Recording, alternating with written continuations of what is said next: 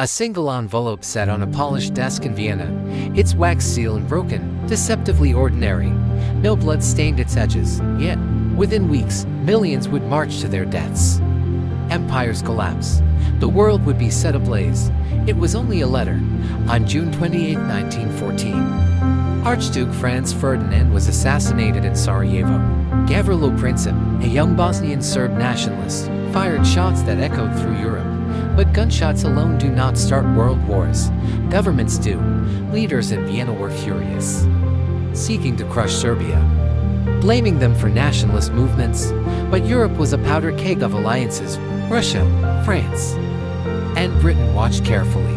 Austria-Hungary turned to its powerful ally Germany for support. Kaiser Wilhelm II offered a blank check, unconditional support, emboldening Vienna. Then came the letter. On July 23, 1914, Austria-Hungary delivered an ultimatum to Serbia, 10 demands long. One clause demanded Austrian officials operate within Serbia, a trap designed to be impossible, to accept men surrendering sovereignty, allowing a foreign empire authority within borders. It was not merely an insult, it was a trap.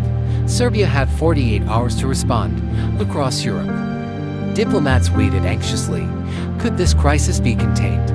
In Belgrade, Serbian leaders agonized, aware rejection could mean invasion. They accepted nearly all demands, suppressing propaganda, dissolving groups, arresting implicated individuals. But on the critical clause, they hesitated, proposing international arbitration through The Hague. It was a diplomatic compromise. It was reasonable, but it was not enough. Austria-Hungary rejected the reply. On July 28, 1914, they declared war on Serbia, and like dominoes, the alliances began to fall. Russia mobilized to defend Serbia. Germany declared war on Russia. France mobilized. Germany declared war on France, activating the Schlieffen Plan. This strategy required invading neutral Belgium. Belgium had done nothing, but its location stood in the way. Britain, guarantor of Belgian neutrality, declared war in just over a week. A regional dispute had engulfed the great powers of Europe, all because of a letter. But the truth is even more unsettling. The ultimatum was crafted with war in mind. Austrian officials hoped Serbia wouldn't accept. The letter was written to be rejected. It was diplomacy as performance. Was the war inevitable? Or did that letter truly ignite the conflict? Europe in 1914 was tense, nationalism surged. Militaries expanded, weapons deadlier. Leaders believed war would be short, a test of strength, even cleansing. But they also believed they controlled the escalation. They were wrong. Once mobilizations began, they became nearly unstoppable. Railway timetables dictated movements. Diplomacy gave way to momentum. The ultimatum served as legal justification. Each nation pointed to documents, telegrams, formal declarations. On paper, it looked orderly. On the battlefield, it was chaos.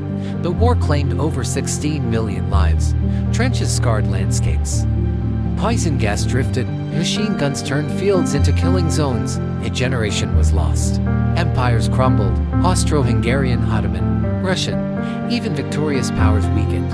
All of it traced back to a document delivered in a Balkan summer. The irony is striking. Serbia's near-total compliance could have been a diplomatic victory. The assassination could have remained a localized event.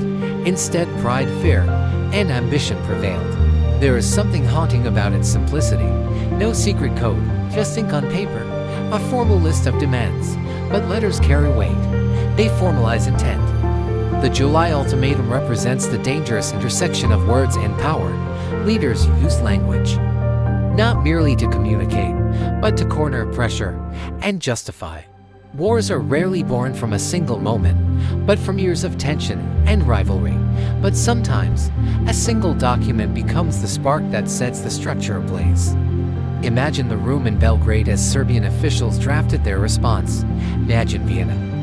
Officials scanning Serbia's replies, searching not for peace, but imperfection. Imagine the ticking of the clock as the 48-hour deadline expired.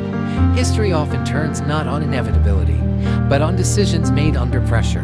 What if Austria-Hungary had accepted arbitration? What if Germany urged restraint? What if the ultimatum had been written less aggressively? counterfactuals haunt historians. Once the war began, there was no turning back. Optimism dissolved into mud. By November 1918, Europe was unrecognizable. The Treaty of Versailles planted seeds of resentment, leading to World War II. That letter did not just start one war, it reshaped the entire 20th century. The unsettling aspect is how ordinary it seems. Governments still send ultimatums. The difference lies in how those words are received and how much room is left for retreat. In July 1914, there was almost no room. The men who signed that ultimatum believed they were defending national honor. They believed strength would prevent weakness. They believed limited war was possible. They underestimated the chain reaction. A single letter did not cause World War I alone, but it provided the fuse. It gave structure to outrage. It set deadlines that forced decisions. And once the envelope was open, the world would never be the same.